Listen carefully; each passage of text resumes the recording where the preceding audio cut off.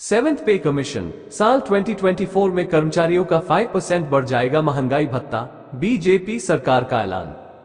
5 राज्यों में विधानसभा चुनाव के नतीजे जारी हो गए हैं। भाजपा ने 3 प्रमुख राज्यों मध्य प्रदेश, छत्तीसगढ़ और राजस्थान में जीत हासिल की है।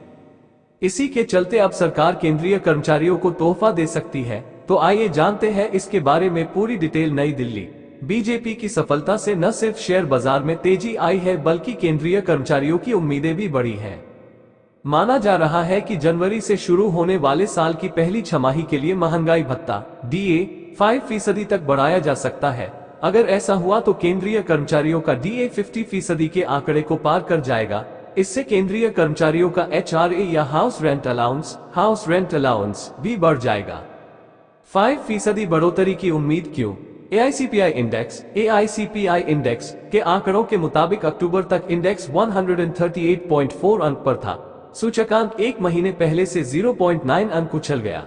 हालांकि नवंबर और दिसंबर महीने के आंकड़ों का इंतजार है, लेकिन अब तक के पैटर्न को देखते हुए अनुमान है कि जनवरी से जून 2024 के लिए महंगाई भत्ते में अब तक की सबसे बड़ी बढ़ोतरी देखने को मिल सकती है।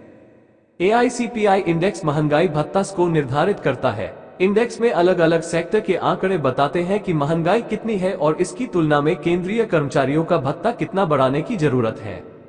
चुनाव की वजह से भी उम्मीद है। विशेषज्ञों का मानना है कि साल 2024 की पहली छमाही में कई अनुकूल परिस्थितियां हैं, जिसके चलते 5% भत्ते में बढ़ोतरी की उम्मीद की जा सकती है। दरअसल साल की पहली छमाही में लोकसभा चुनाव भी होने हैं।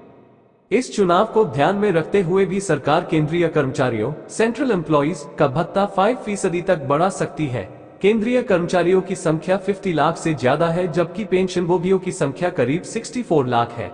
इसका मतलब है कि सरकार के 5% बढ़ोतरी के फैसले का असर 1 करोड़ से ज्यादा लोगों पर पड़ेगा। चुनावी नजरिए से भी यह एक मजबूत आंकड़ा है।